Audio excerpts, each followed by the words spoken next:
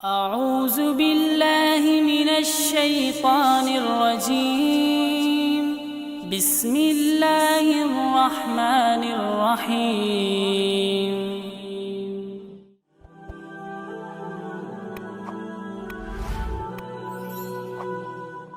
ایک دفعہ ایک مولانا صاحب نیم کے درخت کے نیچے مسجد کے کچے صحن میں بیٹھے بچوں کو قرآن پاک پڑھا رہے تھے اور بچے بلند آواز میں اپنا سبق دہرا رہے تھے۔ جیسے ہی کوئی بچہ ذرا سے بھی غلطی کرتا تو مولانا صاحب اسے فوراً ٹھیک کروا دیتے۔ بچے سب اپنی الگ الگ آواز میں سبق پڑھ رہے تھے۔ اتنے میں اچانک مولانا صاحب کو ایک گمبھیر سی آواز سنائی دی۔ آواز سن کر مولانا صاحب گھبرا گئے۔ کہنے والا کہہ رہا تھا، میاں جی السلام علیکم۔ مولانا صاحب جن بچوں کو پڑھاتے تھے ان سب کی آواز کو پہچانتے تھے، لیکن یہ آواز الگ تھی۔ تبھی تو مولانا صاحب گڑبڑا گئے۔ مولانا صاحب نے جواب دیا، وعلیکم السلام۔ ان کے سامنے تقریباً 7 سے 8 سال کا بچہ اپنا سر جھکائے کھڑا تھا اور اندر آنے کی اجازت مانگ رہا تھا۔ مولانا صاحب نے کہا، آ جاؤ میاں، اندر آ جاؤ۔ اکیلے آئے ہو کیا؟ اماں ابا نہیں آئے آپ کے ساتھ؟ یہ سنتے ہی بچہ سب بچوں کو پھلانگتا ہوا مولانا صاحب کے پاس آ کر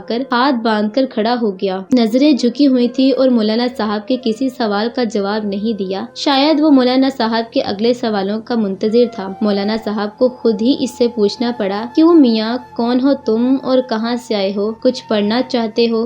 بچے نے جواب دیا، جی ہاں مولوی صاحب، آپ مجھے اپنی شاگردی میں لے لیجئے۔ مولوی صاحب اس کے معصوم سراپے میں کھو گئے تھے، لیکن اس بچے کی آواز تھوڑی الگ تھی۔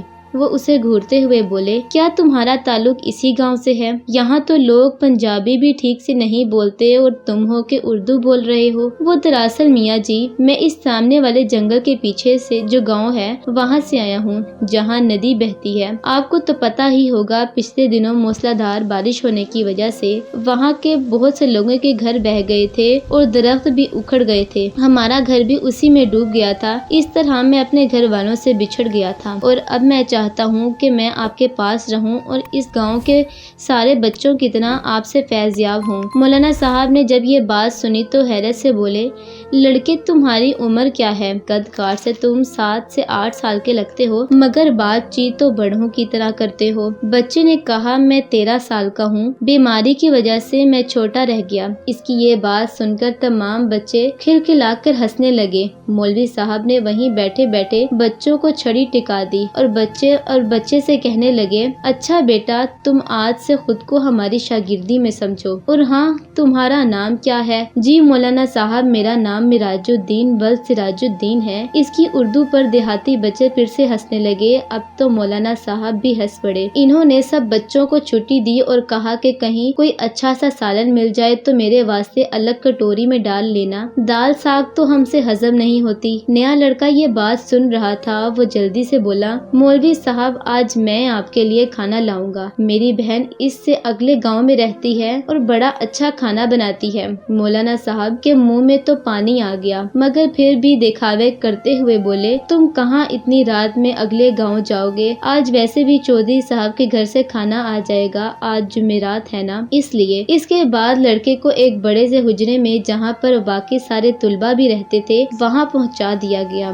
وہ بچہ سب کے ساتھ چٹائی پر سو گیا۔ وہ بچہ جس کا نام مراج الدین بل سراج الدین کا، اس کا حافظہ بہت اچھا تھا۔ اس نے 1 ہفتے میں ہی بغدادی قاعدہ بھی پورا کر لیا اور 3 ماہ میں پورا قرآن پاک مکمل کر لیا، اور اب تو وہ اسے حفظ بھی کرنے لگا تھا۔ مولوی صاحب تو بس حیران تھے کہ آج تک ہزاروں بچوں کو پڑھایا ہے، مگر ایسا حافظہ، ایسی روانی کبھی دیکھنے میں کیا کبھی سننے میں نہیں آئی تھی۔ جب بھی اس کا سبق سنتے تو گڑبڑا جاتے کہ لڑکا انسان بھی ہے یا کوئی اور مخلوق، مگر مولوی صاحب ایسا سوچتے ضرور تھے، مگر اپنا یہ خیال کبھی ظاہر نہ ہونے دیا۔ سوچتے تھے کہ اتنا اچھا بچہ ہے، کہیں بد دل ہو کے بھاگ نہ جائے۔ وہ بچہ تو اب حافظ قرآن بھی بن چکا تھا۔ مولانا صاحب کو اب اس سے پیار سا ہو گیا تھا، اس لیے اسے بیٹا بنا لیا۔ مولوی صاحب نے عمر بھر شادی نہ کی۔ ایک رات مولانا صاحب کسی کا نکاح پڑھوا کر گھر پہنچے تو زیادہ کھانا کھانے کی وجہ سے پیٹ میں تکلیف محسوس کی۔ مولوی صاحب کو جب بھی بد ہضمی ہوتی تو ہینگ کا استعمال کرتے اور ٹھیک ہو جاتے، لیکن اس دن گھر میں ہینگ بھی ختم ہو چکی تھی اور دوبارہ منگوانے کا موقع بھی نہ مل سکا تھا۔ سارے لڑکے سو چکے تھے، مگر मिराज उद्दीन जाग रहा था और इबादत इलाही में मशगूल था। मौलवी साहब दर्द से करा रहे थे कि कोई है जो मुझे जरा सी हींग ला दे। मिराज उद्दीन ने सोचा उस्ताद साहब तो तकलीफ में हैं, अगर इनकी बर वक्त मदद न की तो शायद अल्लाह पाक मेरी इबादत भी कबूल न फरमाए। सारे शागिर्द सो रहे थे, इतनी रात में कौन अपनी नींद खराब करे, मगर मिराज उद्दीन हमेशा की तरह खिदमत करने को तैयार था। जाए नमाज लपेट कर अलमारी पर रखी और मौलाना साहब को जाकर कहने लगा, मौलवी साहब मैं ला कर दूं आपको हींग, मुझे पता है हींग कहाँ से मिलती है। मौलवी साहब ने कहा, तुम कहाँ से ला कर दोगे, इतने जरा से तो हो, क्या तुम्हें अंधेरे से डर नहीं लगता, इतनी रात है और सर्दी भी हो रही है। मिराजुद्दीन ने कहा, नहीं मैं जब चाहूँ अपना कोई भी काम कर लेता हूँ, मुझे अंधेरे से डर भी नहीं लगता। मौलवी साहब पर जैसे तो हैरत के पहाड़ टूट पड़े हों कि रात का दूसरा पहर है और ये नन्हा सा लड़का बाहर जाने को तैयार था। मौलवी साहब ने कहा, अच्छा अगर तुम बजिद हो फिर दूर न जाना, ये नुक्कड़ वाले बनिए से जरा सी हींग मांग लाओ, कहना कि मौलवी साहब ने मंगवाई है। लड़का तो जैसे इजाजत मिलने की इंतजार में था, तेजी से दरवाजा खोला और बाहर निकल गया। इसके बाहर निकलते ही ऐसा लगने लगा जैसे अचानक तेज बारिश हवाएं चलना शुरू हो गई हों और बारिश हो रही हो। मौलाना साहब का दिल दहल गया कि कमरे में जलता दिया भी तेज हवा की वजह से टिमटिमा कर बुझ गया। मौलवी साहब दिल ही दिल में परेशान होने लगे कि बिना माँ बाप के बच्चे को रात के इस वक्त बाहर क्यों भेज दिया, अगर इसे कुछ हो गया तो। मौलाना साहब इससे आगे सोचते कि इतने में अचानक से दरवाजा खुला और मिराजुद्दीन वापस आ गया। और हैरत की बात ये थी कि बाहर किसी तेज हवा का नामो निशान तक न था और मिराजुद्दीन के कपड़े बिल्कुल सूखे हुए थे, हालांकि वो कोई छाता या बरसाती भी ओढ़ के नहीं गया था और वापस भी चंद मिनटों में आ गया था। और सबसे बढ़कर ये कि उसमें उसके हाथ में हींग तक न थी। मौलाना साहब ने अपनी हैरत को छुपाते हुए पूछा, ले आए हो हींग मियाँ जी? जी मियाँ जी ले आया हूँ। मौलवी साहब ने कहा, कहाँ है, मुझे देते क्यों नहीं? मुझे दे दो। मिराजुद्दीन ने कहा, मैंने बाहर सेन में लाकर रखी दी है, आप मेरे साथ चलकर देख लो और जितनी चाहे ले लो। मौलवी साहब को तो गुस्सा आ गया कि अब मैं बाहर जाऊं, सेहन में खुद उठ कर लाऊं, जब उस दुकानदार से ले आए हो तो मेरे हाथ में पकड़ाने में परेशानी क्या है? बच्चे ने कहा, अरे आप आइए तो सही। मौलवी साहब वो उन्हें हाथ पकड़कर सेहन में ले गया। मौलाना साहब की आंखें तो फटी की फटी रह गईं। सेहन में हींग की बोरियों के अंबार लगे हुए थे, यानी सेहन में हींग की बोरियां ही बोरियां थीं। शायद मन्नों के हिसाब से हींग लाकर उस्ताद की खिदमत में पेश कर दी गई थी। एक तरफ इन्होंने बोरियों की तरफ देखा और दूसरी तरफ मिराजुद्दीन की तरफ देखा। मिराजुद्दीन का हस्बे मामूल झुका हुआ था। मौलवी साहब ने कहा, इधर आओ, मेरी तरफ देखो। इन्हें पहली बार मिराजुद्दीन पर गुस्सा आ रहा था। इनके पेट का दर्द तो रफू चक्कर हो गया था। इन्होंने इसे कंधों से पकड़कर झिंझोड़ा और कहने लगे, मेरी आंखों में आंखें डालकर बोलो, सही सही बताओ तुम हो कौन? सच बताओ, क्या तुम्हारा ताल्लुक जिन्नात से है? बच्चे ने कहा, जी मियाँ जी, आपका ख्याल दुरुस्त है, मैं वाकई एक जिन ज़्यादा हूँ। मिराजुद्दीन उस्ताद के कदमों में था और ज़ारो क़तार रो रहा था और बराबर माफी की दरख्वास्त कर रहा था। मौलवी साहब ने प्यार से उसका सर अपने कदमों से हटाया और उसे गले लगा लिया। उसने बताया, वो उस नीम के पेड़ पर जिसके नीचे बैठकर सारे बच्चों को कुरान पढ़ाते थे, इस पर मेरा बसेरा है। मैं रोजाना कुरान पाक की तिलावत सुना करता था, तब मेरा भी दिल चाहा कि मैं आपकी शागिर्दी में आऊँ। मौलाना साहब जो गौर से इसकी बात सुन रहे थे अचानक होश में आए। अच्छा, अब तो तुम्हारा मकसद पूरा हो चुका है।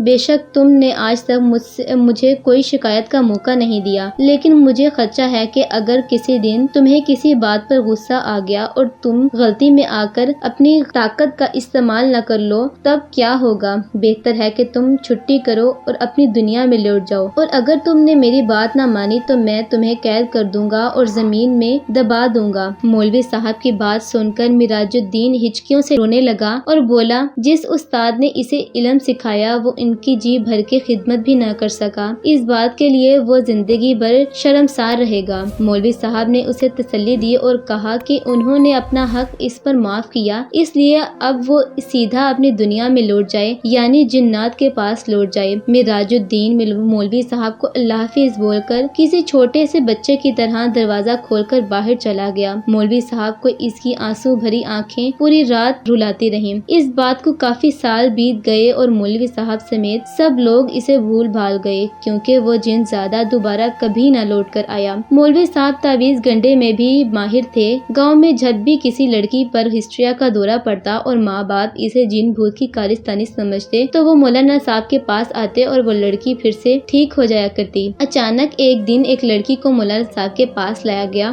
وہ لڑکی بنا پانی کی مچھلی کی طرح تڑپ رہی تھی اور بار بار سر پٹک رہی تھی۔ اس کی آنکھیں انگاروں کی طرح لال ہو رہی تھیں، بال بکھرے ہوئے تھے۔ مولانا صاحب کو وہ لڑکی باقی لڑکیوں سے الگ نظر آئی۔ مولوی صاحب نے اس لڑکی پر کچھ پڑھا، پھونکا۔ مولوی صاحب کچھ دیر تک پڑھتے رہے اور اچانک سے چیخ اٹھے، مراج الدین، تم اپنی دنیا میں واپس نہیں لوٹ کے گئے؟ تم نے اپنا وعدہ بھلا دیا اور یہ بھی بھول گئے کہ استاد کی نافرمانی کتنا بڑا گناہ ہے۔ تم مسلمان جن ہو کر پھر بھی اس لڑکی کو پریشان کر رہے ہو۔ اب تو میں تمہیں اس کی سخت سزا دوں گا۔ اس لڑکی کو فوراً چھوڑ دو۔ مجھے لگتا ہے مجھے تمہیں بوتل میں بند کرنا ہی پڑے گا۔ مراج الدین جو ایک جن تھا کہنے لگا، میاں جی ایسا نہ کرنا، آپ کو اللہ کا واسطہ، میں وعدہ کرتا ہوں کہ آپ کی طرف لوٹ کر کبھی نہیں آؤں گا، لیکن اس سے پہلے اپنی دنیا میں لوٹ جانے سے پہلے مجھے آپ کی قدم بوسی کرنا ہے۔ میں آپ کا آخری دیدار کرنا چاہتا تھا۔ میں ہرگز ایسا نہ کرتا اگر میں اپنی پہلے والی کوششوں میں ناکام نہ ہوتا۔ شاید آپ کو معلوم ہوگا کہ گاؤں کے زمیندار کی ٹھیک اسی دن کسی نے چرپائی الٹا دی تھی جب میں نے آپ کو اللہ حافظ کہا تھا۔ میرا یہ پروگرام تھا کہ یوں اس بندے کے علاج کے لیے آپ کو بلوایا جائے گا اور میں اپنے محترم استاد کا دیدار پھر سے کر سکوں گا، مگر مجھے ناکامی کا منہ دیکھنا پڑا کیونکہ مجھے بھگانے کے لیے انہوں نے کسی اور کو بلا لیا تھا اور اس نے مجھے بہت تکلیف دی اور مجھے واقعی بوتل میں بند کر دیا اور زمین کے نیچے دبا دیا۔ وہ تو میری لگن سچی تھی کہ زمین کے اوپر ٹریکٹر چلا اور آج مجھے 10 سال بعد راہیں ملی تو میں نے سوچا استاد کے دیدار کے شوق میں نے بڑی سزا پائی۔ اب تو میں ضرور آپ کی زیارت کروں گا، چاہے مجھے پھر سے بوتل میں بند کر دیا جائے۔